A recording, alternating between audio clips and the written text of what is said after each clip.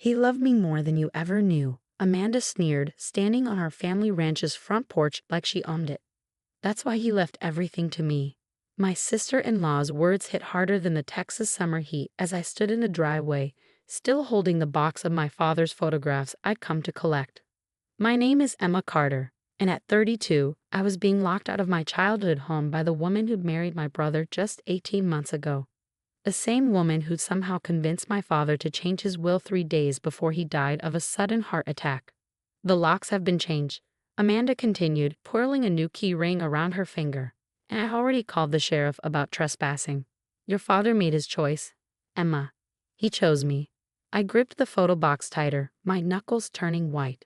Inside were pictures spanning 30 years of ranch life, cattle drives, horse training, family dinners, memories Amanda couldn't possibly understand after her brief time here. Yet somehow, she'd managed to sink her claws into everything my family had built. My father was sick, Amanda. He wasn't thinking clearly in those final days. I kept my voice steady, though inside I was screaming. This ranch has been in my family for 4 generations. She laughed, the sound brittle and sharp. And now it's in mine. Your brother signed off on everything too. Face it, Emma, you're not wanted here anymore. My brother David. The thought of him brought a fresh wave of pain. He'd always been easily influenced, but I never thought he'd turn against me like this. After Amanda came into his life, he changed, becoming distant, defensive. Now he wouldn't even take my calls. Where is David? I asked, scanning the property for his truck. Business trip in Houston. Amanda replied with a dismissive wave. Not that it matters. He agrees with me, you need to move on. Find your own life instead of clinging to Daddy's legacy. Clinging to Daddy's legacy. The words stung because they couldn't be further from the truth. I'd spent the last 10 years building my own veterinary practice in Austin, coming home on weekends to help with the ranch. Every fence post, every cattle head, every acre of this land was as much a part of me as my own heartbeat. I set the photo box down and pulled out my phone, scrolling to a picture I'd discovered just yesterday while cleaning out Dad's study. It showed Amanda sitting at Dad's desk, leaning over some papers, taken just days before he died. What she didn't know was that I found something else too. Something that would change everything. You know, Amanda, I said, keeping my voice calm, it's interesting how quickly you moved in after Dad's death. Almost like you were expecting it. Her smile faltered for just a second. What's that supposed to mean? Nothing, I replied, picking up the box again. Just thinking out loud. By the way, how's your brother Marcus doing these days? The color drained from her face. What does my brother have to do with anything? I smiled, remembering the conversation I'd had with Dad's doctor yesterday. Like I said, just thinking out loud.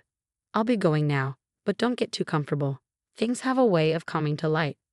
Is that a threat? Amanda called after me as I walked back to my truck, because I have the law on my side. I placed the box carefully in the passenger seat and turned back to her. No threat, Amanda. Just a promise. Dad always said the truth was like cream. It rises to the top eventually. As I drove away, I could see her still standing on the porch, her confident pose slightly shaken. She had no idea what I'd discovered in Dad's study, or about the DNA test I'd secretly ordered. No idea about the security camera footage I'd retrieved from Dad's computer, showing her and her brother in Dad's study late at night, or the medical records that would prove everything. I pulled over at the end of the long driveway, my hands shaking as I gripped the steering wheel. The ranch stretched out behind me, the afternoon sun catching on the metal roof of the barn where I'd learned to ride my first horse, where Dad had taught me everything about animal care, inadvertently setting me on the path to becoming a veterinarian. My phone buzzed, a text from Dr. Martinez, Dad's physician. Lab results tomorrow. Come by first thing. I took a deep breath, steadying myself. Amanda thought she had won, thought she'd successfully stolen everything my family had built, but she didn't know what was coming. The DNA test would only be the beginning. I pulled out the other photo I found in Dad's study, the one I hadn't told anyone about yet. It showed Amanda's brother Marcus at a pharmacy counter 3 weeks before Dad's death. The timestamp matched exactly with Dad's prescription records that showed some very suspicious changes in his medication. Just wait, Dad, I whispered, touching the silver horseshoe pendant he'd given me on my 16th birthday. I'll make this right. As I drove toward town, my mind was already forming a plan. Amanda might have the ranch for now, might think she's won. But I had something more powerful on my side: the truth. And tomorrow, when the DNA test results arrived, everyone would finally see what kind of person she really was. The setting sun cast long shadows across the familiar roads as I headed to my small apartment in town. Tomorrow couldn't come soon enough, but for now, I had work to do. Dad had taught me that patience was the key to handling spooked horses. Turns out it's also the key to handling spooked humans who think they've gotten away with the perfect crime. I pulled into my parking spot, the photo box secured beside me, and smiled.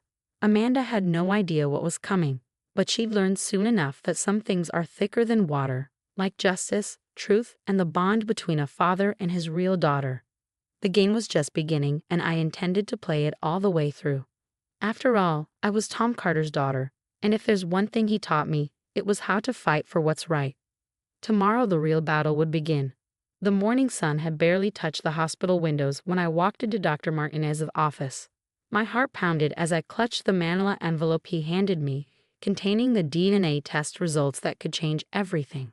"You were right to be suspicious, Emma," Dr. Martinez said, his usually cheerful face serious.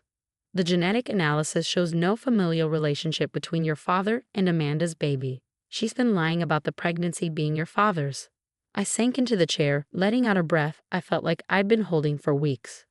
Amanda had announced her supposed pregnancy with my father's child just 2 days before his death, using it as leverage to manipulate him into changing his will. The timing had always seemed too convenient.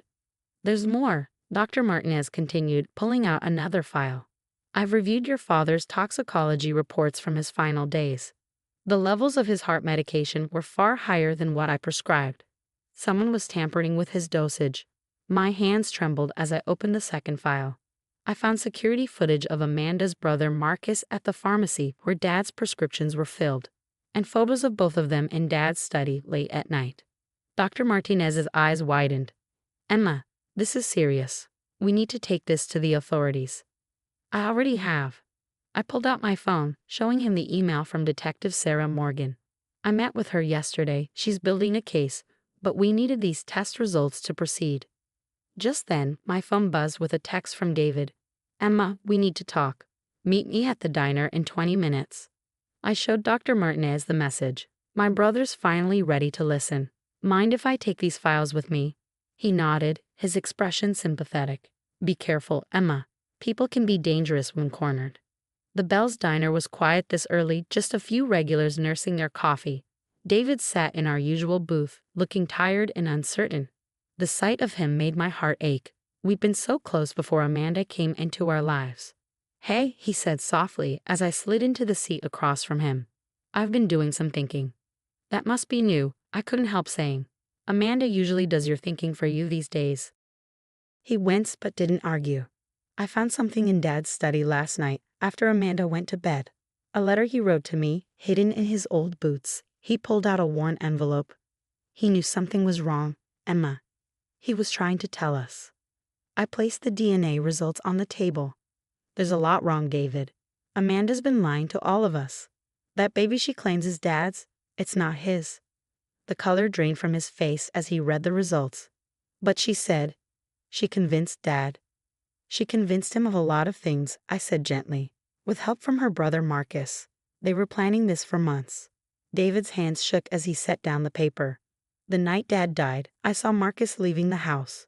Amanda said he was just dropping off some supplements for Dad's heart. They were tampering with his medication, David. Dr. Martinez confirmed it this morning. The toxicology reports showed dangerous levels of his heart medication in his system." My brother's face crumpled. "Oh God, Emma. What have I let happen?" "It's not too late." I reached across the table, taking his hand. "Detective Morgan is building a case, but we need your help. Amanda trusts you. She might have left evidence in the house." David squeezed my hand, and for a moment I saw my big brother again, the one who used to protect me from schoolyard bullies and teach me to rope cattle. "Tell me what you need." Just then, the diner's door chimed. Amanda walked in, her face darkening when she saw us together. "Well, isn't this cozy? Having a little family reunion without me?"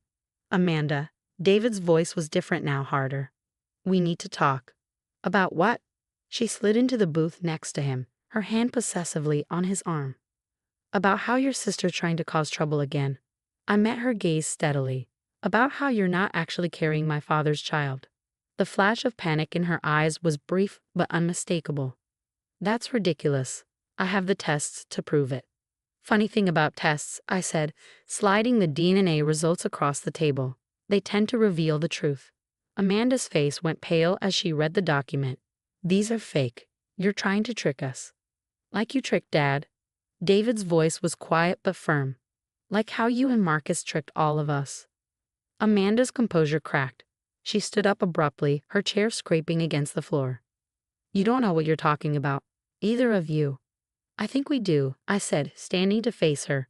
"And so does Detective Morgan. She's very interested in those late-night visits you and Marcus made to Dad's study, and the pharmacy records showing how Marcus tampered with Dad's prescriptions." Amanda's hand flew to her throat. "You can't prove anything." "Actually, we can." David stood up too, moving to stand beside me. "It's over, Amanda. Get out of our house." She looked between us, her confident facade crumbling. "You'll regret this," she hissed, then turned and fled the diner. David and I watched her go, then he turned to me. "I'm so sorry, Emma. I should have listened to you sooner." "You're listening now," I said, hugging him tight. "That's what matters." As we drove back to the ranch together, I could see change in David's posture, like a weight had been lifted. We both knew the fight wasn't over. Amanda wouldn't give up easily, but for the first time since Dad's death, we were facing it together. "Dad would be proud of you," David said as we pulled up to the ranch house. "You never gave up on the truth." I touched my horseshoe pendant, smiling. "He taught us both that, remember? The truth always comes out in the wash." We walked up to the house together, ready to reclaim what was ours. Amanda's car was gone, but we knew this was just the beginning. There would be legal battles ahead, more evidence to gather, a long road to justice. But standing there with my brother, looking out over the land our family had worked for generations, I felt stronger than ever. The ranch would be ours again, and this time, we'd protect it together. The next phase of the battle was about to begin, and this time, we were ready. The courtroom was silent as Detective Morgan presented the evidence. Security footage, pharmacy records, and finally, the DNA test results flashed across the screen. Amanda sat at the defendant's table, her confident smirk replaced by a pale, tight-lipped expression. Her brother Marcus slouched beside her, refusing to meet anyone's eye. 3 months had passed since that morning at the diner, and everything had finally come to light. The investigation had uncovered more than we'd initially suspected. Not only had Amanda and Marcus tampered with Dad's medication, but they also forged documents, manipulated his bank accounts, and orchestrated an elaborate scheme to steal our family's legacy. "Your Honor," Detective Morgan concluded, "the evidence clearly shows that Amanda Carter and Marcus Wheeler conspired to manipulate Thomas Carter during his final days, ultimately contributing to his death through medication tampering." I sat between David and our lawyer, gripping my horseshoe pendant. The past months had been challenging, but watching Amanda's carefully constructed lies unravel made it worth every difficult moment. The prosecution calls Emma Carter to the stand. Walking to the witness box, I caught Amanda's venomous glare. But this time, her attempts at intimidation had no effect. I was stronger now, supported by truth and family. "Ms. Carter," our lawyer began, "please tell the court about the changes you noticed in your father's behavior during his final weeks." I took a deep breath, my voice steady. Dad became confused, forgetful. He'd forget conversations we just had, sign documents without reading them. It wasn't like him at all. Now we know why. His medication was being altered, making him vulnerable to manipulation. The evidence was irrefutable. The security cameras Dad had installed years ago had captured Amanda and Marcus switching his heart medication, their late-night meetings in his study, and their frantic attempts to cover their tracks after his death. "And the pregnancy claim?" our lawyer prompted. "Amanda used it to pressure my father into changing his will. She claimed she was carrying his child, but the DNA results proved that was a lie. She manipulated a dying man's desire for another chance at family." The judge's gavel crashed down as Amanda's lawyer attempted to object. The evidence spoke for itself. By day's end, the verdict was clear. Amanda and Marcus were both found guilty of fraud, conspiracy, and criminal negligence leading to death. I hope you're happy, Amanda spat as the officers led her away. You've ruined everything. No, Amanda, I replied calmly. You did that yourself. Outside the courthouse, David wrapped me in a tight hug.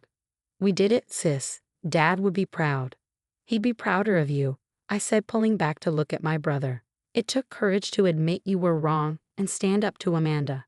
David smiled sadly. I just wish I'd seen through her sooner. Maybe Dad would still be. Hey, I squeezed his hand.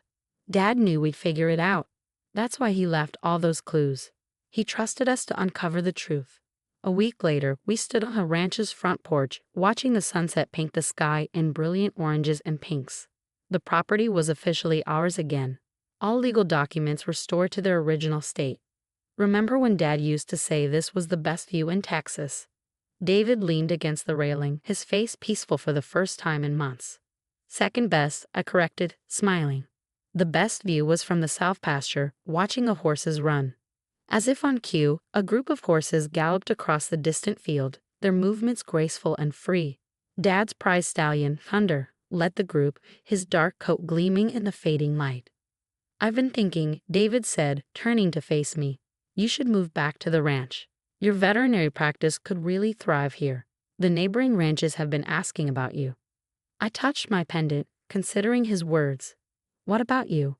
I'll stay too. We can run this place together, the way Dad always wanted.